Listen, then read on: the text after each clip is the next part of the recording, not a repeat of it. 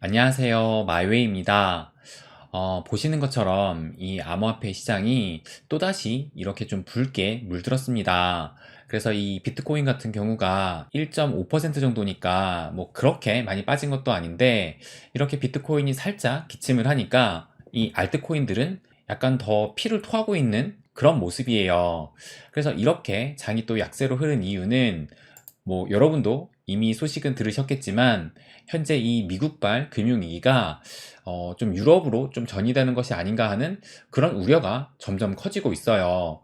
바로 이 크레디트 스위스라는 이 유럽의 대표적인 투자은행이 또 유동성 위기를 겪고 있다라는 이런 소식이 또 전해졌습니다. 그런데 이 크레디트 스위스 은행이 절대 뭐 기존의 실리콘밸리 은행처럼 작은 규모의 그런 은행이 아니에요. 이 자본 규모로 볼 때 스위스에서 두 번째로 큰 은행이기 때문에 제2의 은행이라고 볼 수 있고 또 글로벌 투자 은행 중에서도 탑5 안에 들어간다라고 합니다. 그래서 이 유럽을 대표하는 은행 중에 하나가 바로 이 크레디트 스위스 은행이었어요. 그런데 이 크레디트 스위스 은행의 위기설이 이번이 처음이 아니에요. 요걸 또 보시면 이 크레디트 스위스 은행이 작년에 이 100억 달러를 투자했던 핀테크 기업이 또 파산을 함으로써 27억 달러의 손실을 입었고 또 빌 황이 설립한 이 헤지펀드사에 투자를 했다가 55억 달러의 손해가 발생하기도 했어요. 그래서 이에 실망한 고객들이 고개를 돌리면서 작년 말에 전례 없는 이 예금 인출 사태를 맞게 됩니다. 그래서 이걸 보시면 이 크레디트 스위스 예금 잔액이 이렇게 꾸준히 조금씩 상승을 하다가 작년도 말부터 이렇게 급 하강을 하기 시작합니다. 그래서 이때도 이 크레디트 스위스 은행이 뱅크런이 나는 것이 아니냐라는 그런 이야기가 또 돌았고, 그래서 이 위기 때마다 이 파산설이 도는 은행 중에 하나가 바로 이 크레디트 스위스랑 또 독일의 이 도이체방크가 있어요.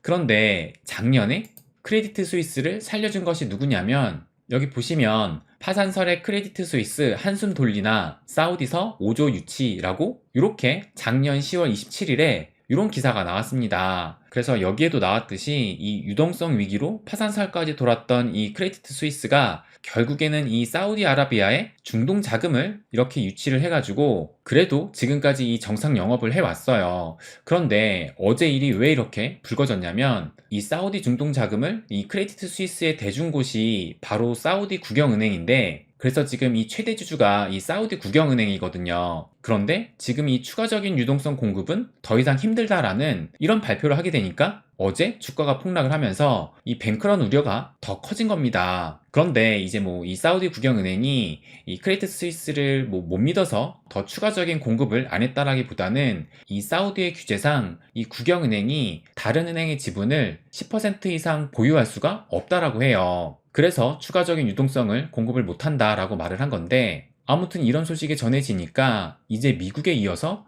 유럽의 은행들까지 흔들리는 것이 아니냐 하는 그런 불안감이 커졌습니다. 그러다 보니까 어제 이 유럽의 증시 쪽을 보시면 보시는 것처럼 뭐 영국, 프랑스도 3% 이상 하락을 했고, 뭐 스페인, 이탈리아는 4%, 또 많게는 6%까지 이렇게 폭락을 하면서 전반적인 이 유럽 시장이 대체로 큰 하락이 나왔다라는 것을 알 수가 있어요. 그런데 이 미국 시장을 좀 보시면 미국 시장은 다우존스가 0.8, S&P 500이 0.7, 나스닥은 심지어 0.05%로 그래도 뭐 소폭이지만 양봉으로 마감을 했습니다. 그래서 상대적으로 이 미 증시는 좀 덜 빠졌다라는 것을 알 수가 있는데, 그런데 처음부터 이렇게 미 증시가 덜 빠졌던 건 아니고, 요걸 보시면 어제 장 초반에는 이렇게 전부 다 붉을 정도로 좀 불안하게 시작을 했고, 그래서 이렇게 시작도 1%가 넘는 이런 하락으로 시작을 했어요. 그런데 이걸 보시면 시간이 지나면서 이렇게 다시 좀 회복을 했던 것인데, 이렇게 회복을 했던 이유가 뭐냐면 이 기사를 보시면 이 크레디트 스위스의 위기설이 계속 나오니까 이 스위스의 규제 당국에서 필요시 이 크레디트 스위스에 유동성을 공급하겠다라고 얘기를 하면서 이 스위스의 중앙은행과 금융감독청이 공동성명으로 이 미국발 은행 파산의 전염 위험은 없다라고 이렇게 일축을 하면서 어떻게 보면 좀 급한 불을 끄려고 노력을 했어요. 그러면서 이 기사가 오늘 오전에 좀 속보식으로 나왔는데, 그래서 결국엔 이 크레디트 스위스는 스위스 중앙은행으로부터 537억 달러를 조달받기로 했다라고 이렇게 또 속보성으로 기사가 나왔습니다.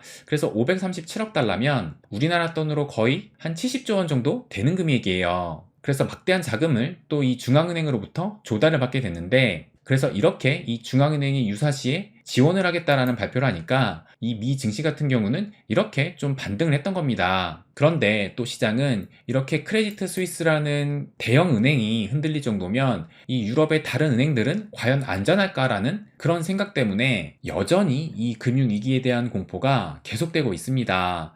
그래서 아마 이 연준은 지금 더욱더 이 셈법이 복잡해지고 있을 거예요. 지금 미국 은행만 어떻게 좀 막으면 될 것 같았는데 이 유럽 쪽도 흔들리다 보니까 당장 다음 주에 있을 이 FOMC에서 어떤 결정을 내려야 될지 참 고심이 커지고 있을 겁니다. 그러면 또 이것을 보시면 제가 어제 뭐라고 말씀드렸냐면 이 FOMC가 일주일밖에 안 남았는데 이 남은 일주일 동안에 무슨 일이 생길지도 모른다 라고 말씀드리면서, 그래서 어제 같은 경우는 이 25bp의 금리 인상이 80%였지만 그 일주일 동안 또 무슨 일이 생김으로 해서 이 금리 동결의 가능성도 개인적으로는 좀 더 높게 본다라고 이렇게 말씀을 드렸어요. 그런데 정말 뭐 며칠도 아니고 하루 만에 이 스위스 은행이 흔들린다라는 소식이 들려오면서 이제 이 25bp의 금리 인상은 51%, 또 금리 동결은 48%로 이제 뭐 거의 뭐 비슷한 수준까지 금리 동결을 점치고 있습니다.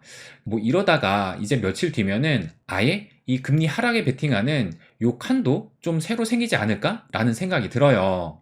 그렇다면 지금 이 연준의 금리 인상 카드는 점점 그 가능성이 작아지고 있는데, 그러면 우리가 여기에서 다시 한번 생각해 봐야 될 것이 연준이 왜 지금 금리를 올리려고 했던 거죠? 바로 인플레이션 때문이었습니다. 그래서 어제 또 경제지표 하나가 발표가 됐는데, 이걸 보시면 어제 이 생산자 물가지수, 이 PPI하고 또 소매 판매 지수가 발표가 됐습니다.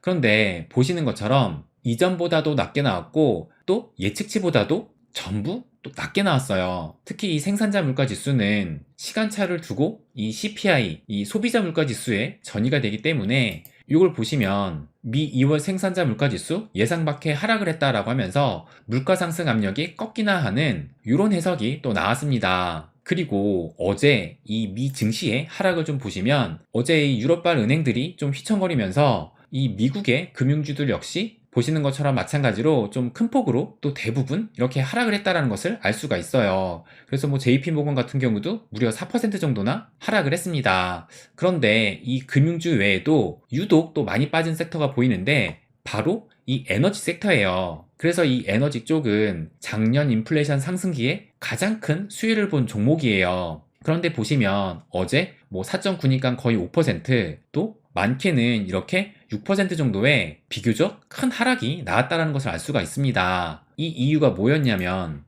여길 보시면 이 국제 유가가 금융위기발 경기 침체 공포에 70달러 선이 붕괴가 되면서 이것은 2021년 말 이후로 최저치로 떨어졌기 때문이에요. 그래서 장중 배럴당 69.76달러까지 떨어졌다라고 이렇게 기사가 나오니까 이 에너지 쪽이 큰 폭으로 하락을 했던 겁니다. 그러니까 이 인플레를 자극하는 대표적인 요인 중에 하나가 바로 유가인데, 그 유가가 지금 상당히 떨어지면서 이로 인해서 더 이상의 이 인플레를 촉발할 가능성은 거의 끝났다라고 볼 수 있을 것 같아요. 그리고 또 지금의 이 금융위기 공포로 이 기업들과 개인들 모두 위축될 수밖에 없어서 뭐 서비스 쪽이라든지 뭐 임금, 이 고용 쪽도 아마 상당히 꺾일 것으로 예상이 됩니다. 그래서 이것을 어떻게 생각을 하냐면 어찌 보면 이 이번에 은행 사태 금융위기는 연준이 바라는 인플레이션 잡기의 성과를 좀 더 앞당기는 계기가 될 것으로 보여진다라고 생각을 해요.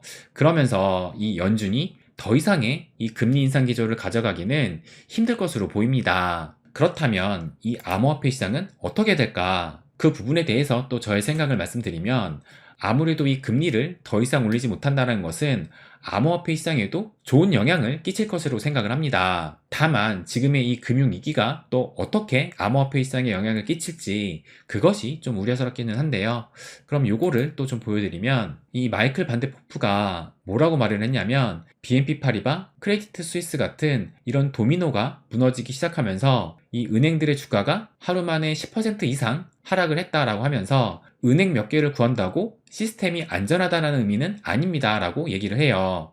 그러면서 비트코인을 매수하고 장기적인 시야를 확보하십시오. 암호화폐는 미래입니다 라고 이야기를 합니다. 저는 이 암호화폐가 미래다라는 이 말에 전적으로 동의를 합니다. 왜 그러냐면 지금 우리의 상황을 좀 객관적으로 보자고요.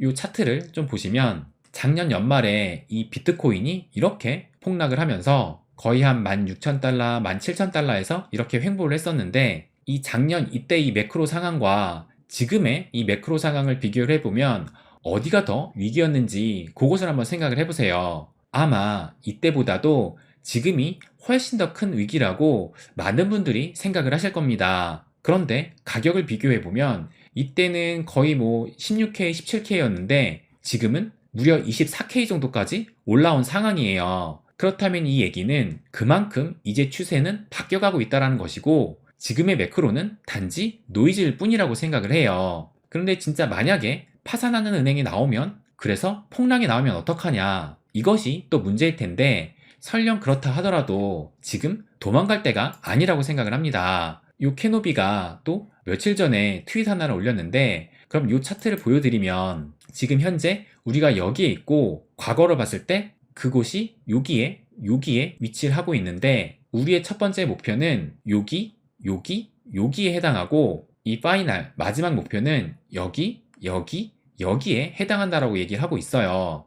그러니까 이 첫 번째 목표는 대략적으로 이 반감기 이때를 말하는 것 같고 이 최종 목표는 대세 상승장에 올 때 이때를 말하고 있는 겁니다. 그러니까 뭐 은행이 파산을 해가지고 뭐 또 폭락이 나오더라도 우리는 이 목표만 바라보고 움직이면 된다고 생각을 해요.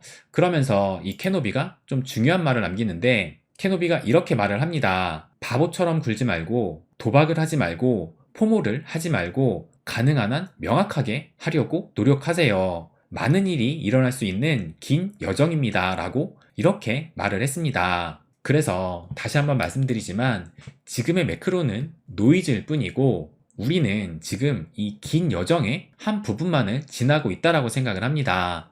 그러니까 또 내일 무슨 일이 생기더라도 내 투자 전략대로만 간다라는 그 마음만 잃지 않으면 된다라고 생각을 합니다. 네, 그럼 오늘은 여기까지 하겠습니다.